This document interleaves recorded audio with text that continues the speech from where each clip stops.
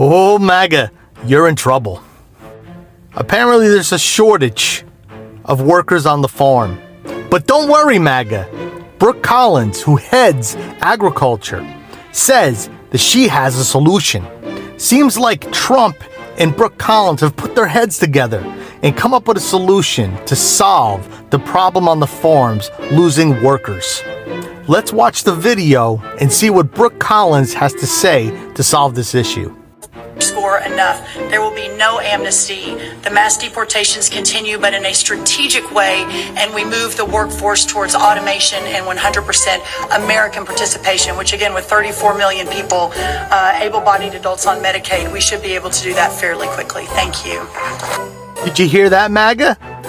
They're saying if you're able-bodied and on Medicaid, you are going to work in the fields. MAGA, this is where it hits you. You're going to work in the fields. And you're going to see what it's like for these undocumented immigrants to come to America and work a hard day's labor in the American fields. Get ready to pack up Mima and Pop-Pop and put them on a bus and send them to the fields, MAGA. That's what you voted for, and that's what you deserve. Tell me what you guys think about this in the comments. Have a day. Are you on Medicaid or know somebody who is? You've got to watch this because the Trump administration wants to send you to work in the fields. And no, I'm not kidding. This is Brooke Rollins. She's the Secretary of Agriculture in the United States. This is this morning. She's just been asked whether the Trump administration is going to continue the mass deportation of farm workers who are picking our food. Here's her answer.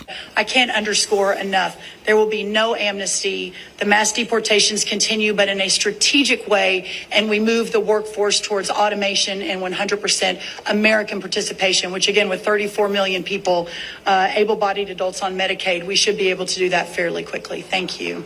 I mean, there's so many things wrong with it, I don't really know where to start. First of all, who's going to pay for the automation, Brooke? Would that be the farmers? Farmers, do you have a few $1 million to throw together to put a bunch of robots in your fields? I'm sure you do. And that can be thrown together in just a couple days, weeks, right? Secondly, the mass deportations are going to continue, so this is ethnic cleansing. Let's just call it what it is. We are going to ethnically cleanse all of the migrant farm workers and replace them with American workers. Raise your hand if you want to go work in a field for, what is it, $7 an hour? Maybe 10. But oh no, don't worry about it if you're just a regular unemployed American who doesn't want to work for a pittance, because we'll get them all from the Medicaid population. Though that's going to be tricky because 64% of people on Medicaid already work full or part-time. Then a large share of them are also not working due to caregiving, not working due to illness or disability, not working due to going to school so they can get a better job that has health insurance, or not working due to retirement. The small segment that's left, that's the orange part. Those are the people who are going to be picking our food, y'all. I mean, until the robots can take over. So this is not economic policy, just in case you were wondering. This is racism and the lie that there are 38 million people on Medicaid sitting around playing video games, which has never been true. Of course, they needed that lie to justify cutting $1 trillion from Medicaid so they could give tax cuts to billionaires and the biggest corporations in the country, but the problem is lies can't pick produce. Also, Stephen Miller, the man behind the puppet here, has no idea how to run an economy. He just wants brown people out. Period. Takeaways? Well, if you're on Medicaid, get ready to work in the fields. And all of us better stock up on canned fruits and vegetables because the fresh stuff is about to become very hard to get. So now white farmers are out here sounding the alarm saying nobody wants to work anymore. But let's really talk about that. Is it that people don't want to work, or that they don't want to be underpaid, overworked, and disrespected? Let's break it all the way down. America has never lacked labor. It just always had a very clear idea of who should be doing it. The fields, the factories, the kitchens, the care work, always someone else's job. And now, according to our Secretary of Agriculture, that job should go to Medicaid recipients. Not because they volunteered, not because it pays well, but because in the eyes of power, the poor are disposable, and poverty is now a work assignment. Recently, the Secretary of Agriculture suggested that immigrants being deported from this country will be replaced on farms by Medicaid recipients. Let that sink in. We're now saying if you are poor, you work. If you are sick, you work. If you're disabled, an elderly, or a veteran who served this country and now relies on public health care, you work. Not because it's a calling, but because your life, your value, is reduced to whether you can produce cheap labor for food you may not even be able to afford yourself. This isn't policy, it's punishment. It's the reincarnation of an old American idea that certain people were born to serve. And if they can't serve willingly, then the government will assign them value. Let's be real here. We know who she's not imagining out there in the fields. She's not thinking of white mothers in rural Ohio. She's not thinking of Vietnam vets who spent decades battling PTSD. She's not thinking of your grandfather on oxygen or your neighbor recovering from surgery. But when she says Medicaid recipients, she wants you to picture black or brown face, a poor person, someone else. This is not about labor. This is about lineage. This is about who America has always considered the help. And now that immigration is being restricted and borders are tightening, they're looking inward and they're asking, who's left to exploit? But here's the irony. The people they want to push into those fields are the same people who built the country in the first place, who fed America, who picked, planted, and processed without dignity, wages, or thanks. And we are not going back. This isn't just a cruel policy suggestion. It's a reflection of how far the political mind has strayed from compassion and logic. Because if they truly cared about labor shortages, they'd reform immigration, they'd raise wages, they'd offer healthcare, housing, and safety.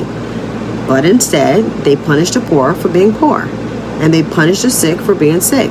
So the next time someone in power suggests that Medicaid recipients should work the farms, ask them, which ones? The single mothers in trailer parks? The white veterans on disability? The 74-year-old widower in Alabama? Because if you're going to assign people to the fields, don't pretend it's about fairness. Call it what it is. Modern day indentured labor, dressed up as policy. And let me be clear, we've picked enough. We've bent our backs for centuries, and we are not going back to the fields for anyone's political fantasy. In several parts of the U.S., especially states like Texas and Nebraska, white farmers are going on local news and social media saying they can't find the workers anymore. They say people are lazy, entitled, or just don't want to get their hands dirty. They are calling it a labor crisis. But here is the truth. The real crisis is not about workers, it's about the way they treat workers. When you think about, there are 34 million able-bodied adults in our Medicaid program. There are plenty of workers in America. So if you want to be on Medicaid, be prepared to go work in the fields. That is what they're saying now. Where the president stands in his vision for farm labor, the first thing I'll say is the president has been unequivocal that there will be no amnesty. And they're making it very clear. They're going after all the undocumented farm workers, which means there won't be people to pick up crops in the fields. There won't be people to help with crop management. Farm workers are going to be deported. And their solution is, if you are somebody who is receiving Medicaid, you're going to need to go work in the fields. Now, that was Pazuzu. She is the Secretary of Agriculture, and she's saying that the 34 million able-bodied Americans who are on Medicaid need to get up and go to their local farm and start picking some crops after they deport the people who have been doing these jobs. But the biggest problem here is most Americans are not applying for those jobs. Most Americans don't want to do them. 2/3 of farm workers are people who have immigrated to the United States. 2/3 of crop workers are foreign-born. And while many come to the U.S. for seasonal jobs legally through H-2A visas, the USDA estimates that 42% of crop laborers are undocumented. Now, I don't know what they're planning on doing here, because the only way it would be feasible that Americans who are receiving Medicaid will automatically have to go work on a farm is the application process would have to be done at a farm. Because let me apply for Medicaid through the online website and then they say I need to report to a farm. I'm just not going to show up. What? If you've ever applied for health insurance, you can do the whole process online. Medicaid is the exact same thing. And I think people don't understand that Medicaid is not a check that you receive. Medicaid isn't free money. You are doing mountains of paperwork to just receive basic medical care. And the money for that medical care, you never see, you never touch, you never even experience, because it goes directly to your medical care team. But y'all are expecting Americans to go work on farms. Okay, good luck, girl, with that, because these farms are all in red states, and this is going to affect y'all more than anybody. Let's be honest, farm work is hard. Long hours in the heat, heavy lifting, bending, sweating, and guess what? A lot of farmers don't want to pay fair wages for that. They expect people to break their backs for minimum wage or less and still act grateful. That's not how labor works anymore. People are waking up. They know their worth. They are choosing peace, not pain. And they are walking away from jobs that treat them like machines instead of humans. All right, now's the time to wake up, because they are continuing to rewrite the rules while you're scrolling. HR 1319 just passed committee, and it's about to flip everything you know about being an employee. So here's what's happening. Right now, millions of Americans are classified as independent contractors. No health insurance, no overtime pay, no unemployment benefits. Companies like Uber and DoorDash built billion-dollar empires on this loophole. But here's the kicker. Many of these contractors can't have their own rules. They can't use their own equipment and can't set their own prices. Does that sound like an employee to you? HR 1319 wants to make this exploitation easier. The bill creates a simple two-part test. If you don't control how you work and you don't have entrepreneurial opportunities, you're still a contractor. That's it. No consideration for whether you're economically dependent on one company. Translation: your Uber driver who works 60 hours a week just to survive, still a contractor. Your DoorDash delivery person with no other income, still a contractor. And the human cost is real. Workers misclassified as contractors lose up to $18,000 per year in wages and benefits. They're paying double in taxes while companies dodge their responsibilities. Meanwhile, sorry, MAGA, but the Biden administration tried to fix this with stronger worker protections, but Republicans are fighting back hard. Now, don't let them continue to gaslight you, especially about flexibility. You know what's flexible? Having health care when you're sick, having unemployment benefits when your work dries up, having overtime pay when you work 50-hour weeks. The choice isn't between freedom and employment, it's between exploitation and protection. Now, companies have spent millions fighting similar laws in California because they know this affects their bottom line. Now they want to lock in their advantage nationwide. Your move. I know always to continue to say contact your representatives, but we've got to. This isn't about politics, it's about whether work pays enough to live. Because right now, the House always wins, and you're not even playing at the table. As always, stay vigilant, be loud. I think everybody needs to get on the same page when it comes to government assistance, because some people have seen to make a lifestyle out of being on government assistance. I want everybody out there to know you do realize Medicaid, EBT, any kind of government assistance is not designed to pay for your poor choices. You are the one who laid down having baby after baby after baby. The government is not responsible to take care of your children. That is your responsibility. I keep seeing people, I don't know what side of TikTok I must have landed on, because I keep seeing people talking about they are low income, as if that is an excuse to keep procreating. If you know you're low income, why do you have 3 children? You knew you were in low income when you had 1 child. Then Then you had 2. Now you got 3, so that you can end up with more Medicaid and more EBT benefits. This really needs to stop. The American taxpayer should not have to pay for the bad decisions of others.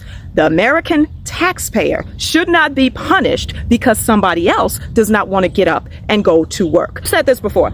I'm not somebody who never thinks that anybody should ever be on Medicaid. I think there are exceptions. If you are a disabled person who is physically unable to work, if you're a senior citizen, you need Medicaid, EBT, food stamps, I think that you should be able to get those services. But if you are an able-bodied person, you should not be making a career out of being on Medicaid. You should not be on Medicaid, EBT, food stamps, any other kind of government assistance year after year after year after year. White farmers love to complain now, but let's not forget the history here. For generations, this country ran on black and brown labor. Enslaved people, sharecroppers, migrant workers, forced to do the work nobody else wanted. Now, after years of mistreatment, disrespect, and racism, those same communities are saying not anymore. Enough is enough. And instead of understanding that, these farmers just cry, no one wants to work. No, sir. People just don't want to be used. You call people lazy, but what's really lazy is expecting cheap labor while you profit off other people's pain. What's lazy is refusing to change with the times, refusing to raise pay, give benefits, or treat workers with dignity. The system is changing, and some of these farmers are mad because they can't control folks like they used to. Here is my take: work isn't the problem. People will work if it's worth it. But you can't expect folks to break their backs for pennies and no respect. No, you won't do that. And blaming nobody wants to work is just lazy talk to avoid taking responsibility. If you want good workers, pay them, protect them, and respect them. It's that simple. So to the farmers out here sounding the alarm, maybe the real alarm is inside you. Maybe it's time to change how you run your farm, not how people live their lives. People are not lazy. They are just done being used, period. So let me know what you all think in the comments. Are people really refusing to work? Or are they refusing to be disrespected? Hit the like button, subscribe, and share this video if you are tired of the blame game. So thank you so much for watching. Thank you so much for the love and support. I love you guys. Thank you so much for the support and love. I will see you in the next episode. Bye.